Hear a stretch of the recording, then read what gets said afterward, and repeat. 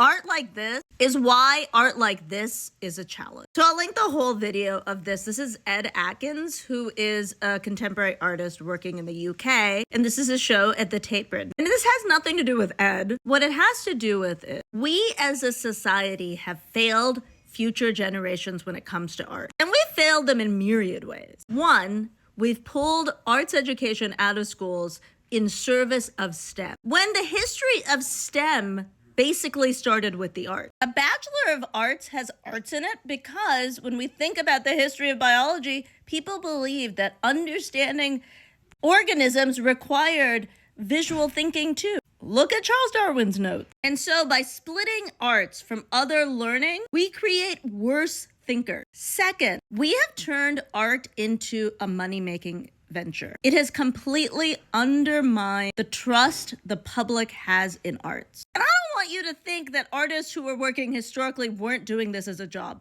Art has always been a job, but we have allowed it to become basically like the stock market, where the price goes up. And we haven't given people the opportunity to understand what that market is based on. And so all they use is the measure of realism, because they're human and they have eyes and they can see what's realistic and what is not. And so we basically have a group of people who don't understand art. We have systems that don't teach them art. And then we have an elite who is making money off of this. We have created a system of distrust. But finally, and most importantly to me, we have put artists at a disadvantage. We're expecting artists to do a whole lot with their art. They have to change the world with each object. They have to have very deep thoughts for every single thing, while we do not meet them in any way to accomplish that. These are really intellectual, unfunded mandates. There is no backing to support them. And we're expecting them to do something our lawmakers can't do. We're expecting them to do things that parents won't do. We are setting ourselves up for a cultural failure, to be a group of people who don't understand